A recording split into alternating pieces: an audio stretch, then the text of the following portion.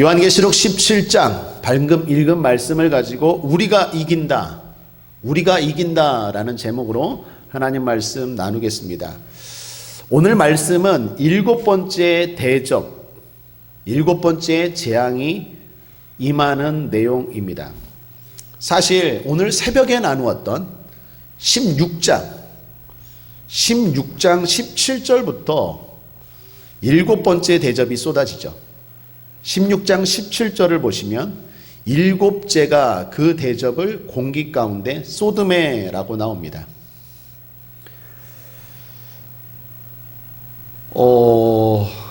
일곱 번째 천사가 대접을 쏟았습니다.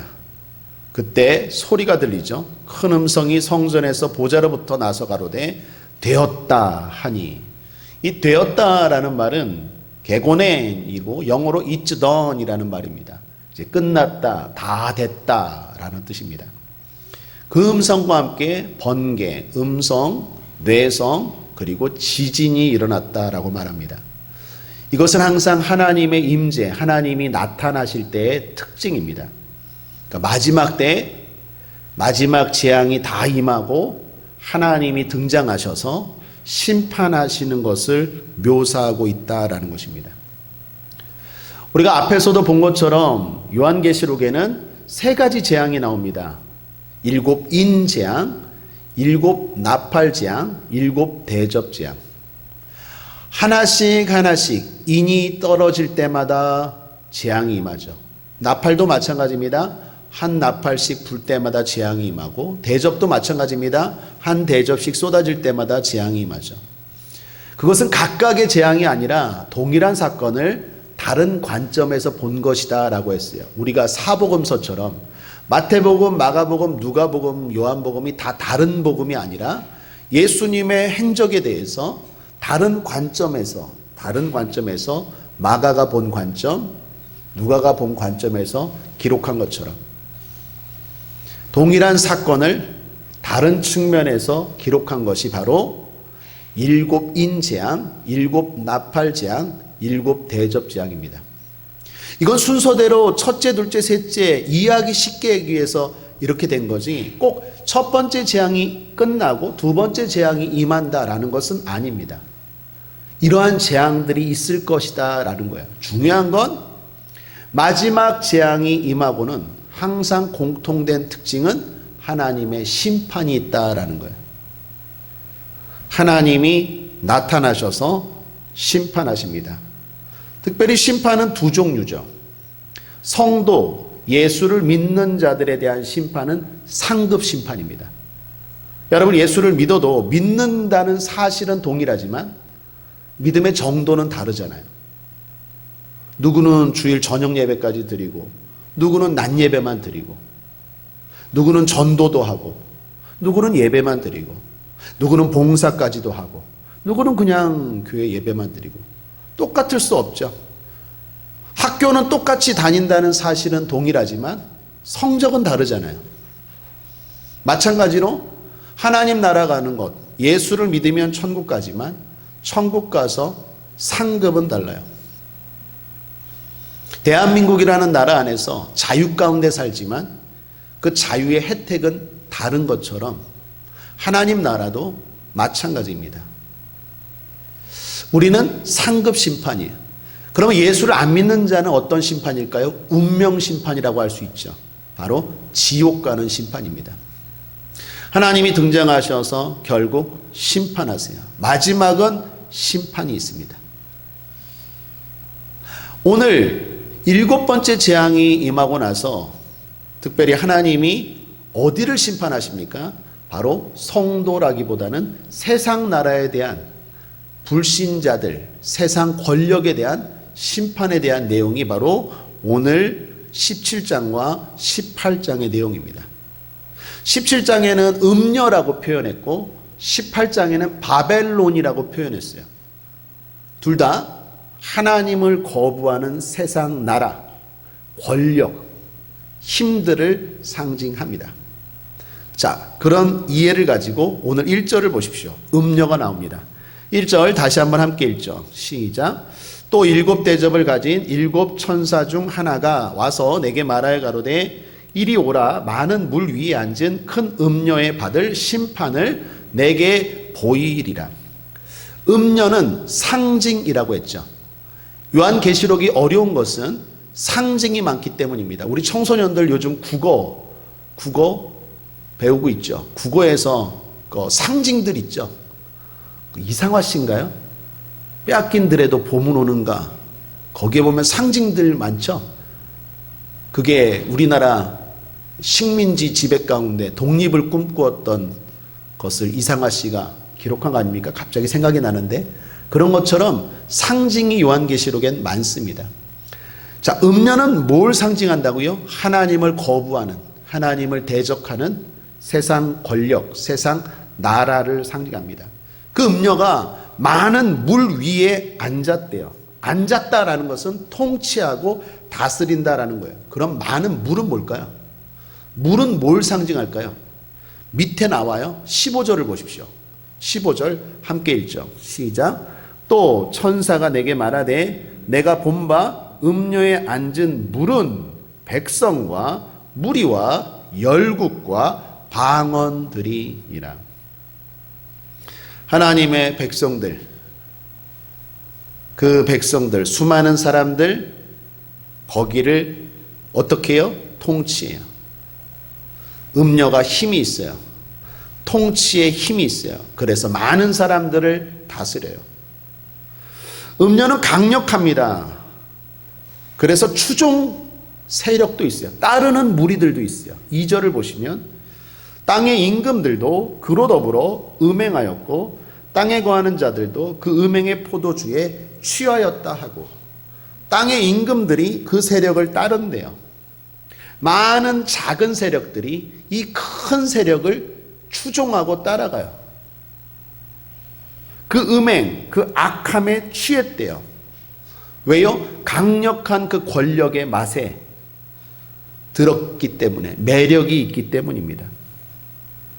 추종자들이 있어요. 강하기 때문에 따르는 무리들이 있어요. 우리 친구들 학교에서 힘 있는 얼짱, 힘짱, 몸짱, 거기에 보면 뭐죠? 쫄래비들, 쫄래비라 그러나 뭐라 그러죠? 하여튼 하여튼 뭐 따르는 뭐라 그래 마스크를 써서 뭔 말인지 안 들려. 따개비? 따개비들이 있죠. 따개비들이 있어요. 추종 세력이 있어요. 강력하기 때문에. 뿐만 아니라 음녀는 화려해요. 4절을 보세요. 그 여자는 자줏빛과 붉은빛 옷을 입고 금과 보석과 진주로 꾸미고 손에 금잔을 가졌는데 가증한 물건과 그의 음행에 더러운 것들이 가득하더라. 힘 있는 사람, 힘 있는 그 따개비들이 볼 때 그 힘 있는 사람 화려하죠. 막 명품 입고 다니고 막 이렇게 신발도 좋은 거 신고 다녀요. 옷도 막 좋은 거 신어요. 그러니까 거기에 막 따개비 하는 거 아니겠어요? 쫓아다녀요. 세상 권력이라는 게 그래요. 매력이 있어요. 화려해요. 그래서 그것을 악한 것임에도 불구하고 나쁜 것임을 알고도 그걸 따르는 사람들이 있어요. 그 세력들은 핍박을 즐깁니다. 6절을 보시면 또 내가 보매 이 여자가 성도들의 피와 예수의 증인들의 피에 취한지라. 성도들을 핍박해요. 그 힘을 가지고 교회를 핍박해요. 그런 핍박으로 고통받는 자들의 피를 즐겨요. 일진인가요? 막 괴롭히는 애들 있죠. 그 괴롭히는 애들이 그 괴롭히는 거에 맛을 즐기죠. 그래서 계속 괴롭히잖아요. 계속. 그 맛이 있어요. 그 피에 중독됐어요. 자, 이런 힘들이 어디서 생겼습니까? 7절을 보시면 이 음녀의 힘의 근원이 나옵니다. 천사가 가로되 왜 기이 여기느냐? 내가 여자와 그의 탄 바 7머리와 10뿔 가진 짐승의 비밀을 내게 이르리라. 여자가 어디에 타고 있어요? 짐승 위에 타고 있어요. 아, 짐승이 이 권력을 준 거예요. 이 힘을 준 거예요. 그렇다면 여기 짐승은 뭡니까? 7머리와 10뿔 가진 짐승이래요. 사탄을 의미해요. 사탄이 힘을 줬어요. 사탄도 악한 어느 정도의 힘이 있어요. 그 사탄이 힘을 줬어요. 여러분, 오늘 이것을 천사는, 하나님은 요한에게 뭐라고 말합니까? 알아야 된다라고 말해요. 짐승의 비밀을 내게 이르리라 라고 말해요. 9절에도 보십시오. 지혜 있는 뜻이 여기 있으니 라고 말합니다. 지혜를 가지래요. 우리 국제하모니교회 성도님들, 특별히 청소년 청년들, 영적인 세계의 비밀을 아시기를 바랍니다. 눈에 안 보인다고 없는 게 아니에요. 코로나 바이러스가 눈에 안 보이고 손에 느낌이 없지만 있는 것처럼 영적인 세계가 있다니까요. 하나님이 계시고 사탄도 있어요. 선이 있으면 악이 있는 것처럼, 양이 있으면 음이 있는 것처럼 하나님도 계시고 악한 세력도 있어요. 분명히 있어요. 그 악한 것도 어느 정도 힘이 있어요. 그래서 예수를 믿는 사람들을 자꾸 유혹하고 괴롭히고, 그리고 자기를 추종하는 세력, 따개비로 만들려고 끊임없이 공격해요. 이 비밀을, 이 영적 세계를 주님은 우리가 알기를 원하세요. 사도 요한이 알아야 되는 것처럼 우리도 알기를 원하세요. 지혜가 있기를 원하세요. 영적 세계가 있어요. 악한 자가 힘이 있어요. 그런데 또 알아야 되는 게 뭡니까? 그 힘은 잠깐 준 거예요. 잠깐 허락한 거예요. 10절 하반절을 보십시오. 반드시 잠깐 동안 계속하리라 라고 말해요. 12절 하반절을 보십시오. 일시 동안 받으리라 라고 말하죠. 특징이 뭡니까? 잠깐, 일시예요. 하나님이 허락하셨어요. 마지막 땐 심판받을 거예요. 그런데 하나님이 잠깐 동안 허락한 거예요.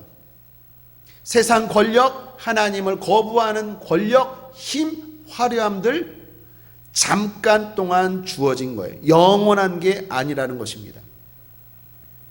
교회가 핍박을 당해요. 성도가 유혹을 당해요. 앞에 2장 3장에서 소아시아 교회가 7교회가 다 핍박과 어려움을 당한 것처럼 성도도 핍박을 당하고 교회도 핍박을 당해요. 그런데 여러분 기억하셔야 돼요. 그건 잠깐이에요. 힘이 없어서 당하는 게 아니에요. 하나님의 뭔 선한 뜻이 있어서 잠깐 당하는 거예요. 여러분 이렇게 표현할까요? 고3, 영원히 고3입니까? 아니요, 잠깐이에요. 시험 볼 때까지만 힘든 거예요. 그거 끝나면 이제 길이 갈라져요. 누구는 어떤 대학, 누구는 어떤 대학, 누구는 어디, 이게 갈라져요. 우리 인생도 마찬가지예요. 잠깐 힘들어요. 그러나 끝이 심판이 있어요. 그 이유가 있다라는 것을 알아야 합니다. 잠깐이에요. 세상이 이기는 것 같지만 잠깐입니다. 진짜 알아야 되는 게 있어요. 뭘 알아야 됩니까? 주님이 이기시고 성도가 이겨요. 우리가 이겨요. 교회가 이겨요. 내가 이겨요. 아멘이십니까? 오늘 14절 보십시오. 중요한 말씀이에요. 우리 함께 천천히 읽겠습니다. 시작. 저희가 어린 양으로 더불어 싸우려니와 어린 양은 만주의 주시요 만왕의 왕이심으로 저희를 이기실 터이요. 또 그와 함께 있는 자들, 바로 우리를 말해요.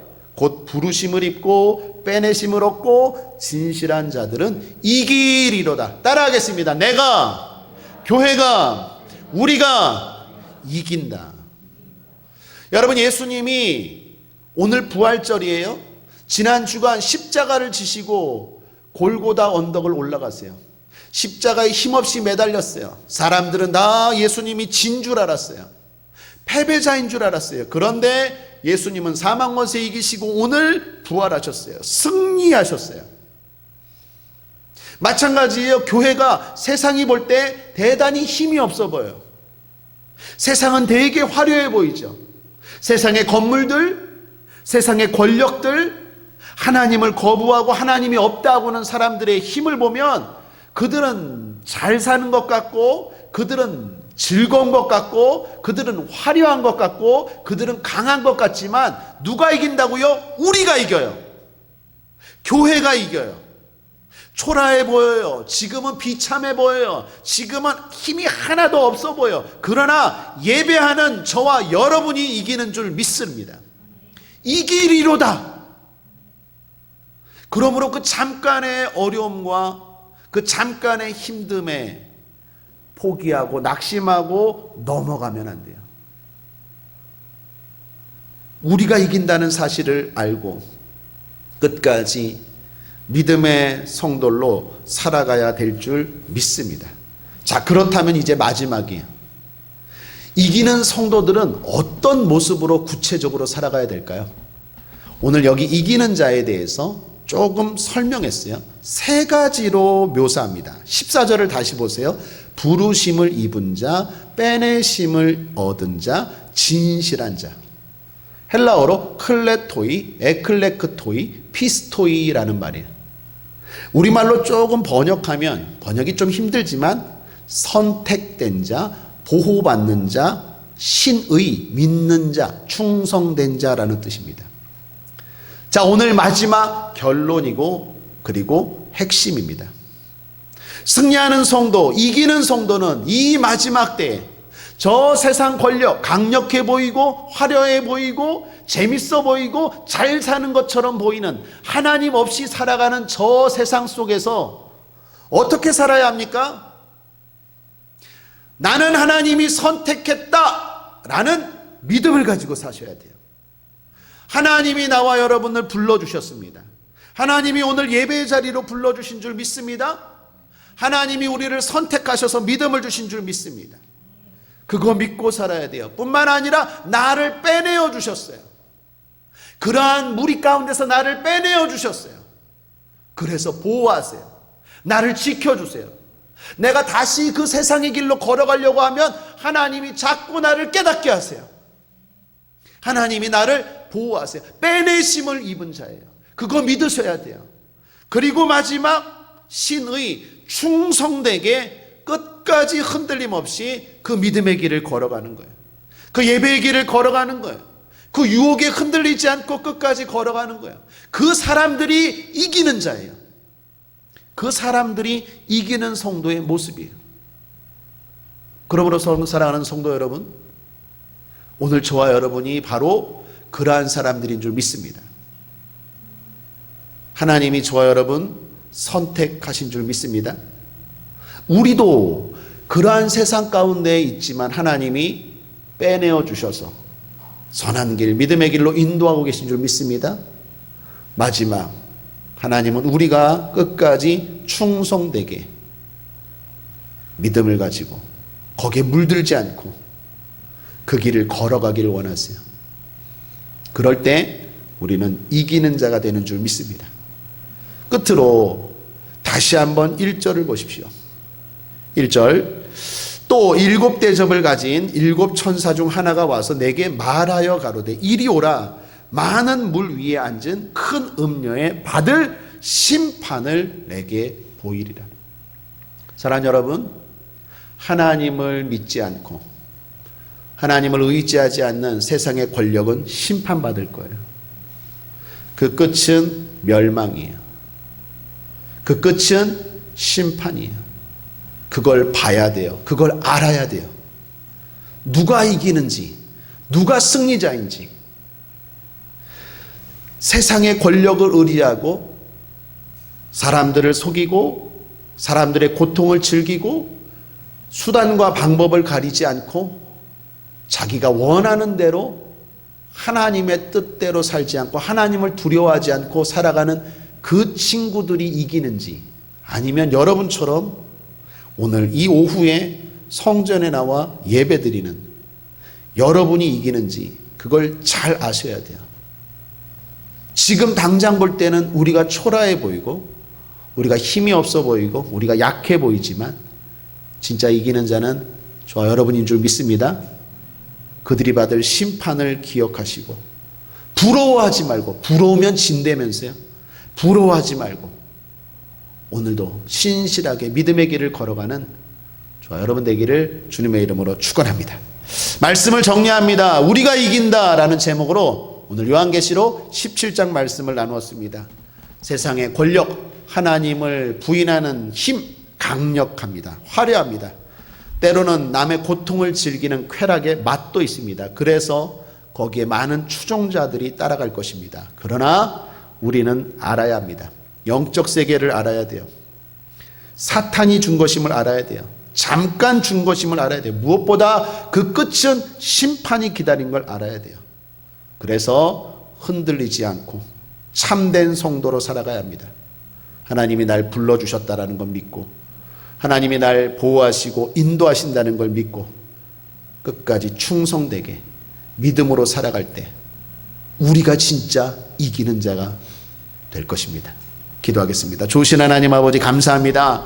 우리 국제하모니교회 오후 예배 드리는 성도들, 특별히 부활주일 오후 예배 드리는 성도들, 특별히 우리 청년들, 청소년들 하나님 잘 기억하게 하옵소서. 우리가 결국 잘 될 것입니다. 예수님의 이름으로 축복하고 기도했습니다. 아멘.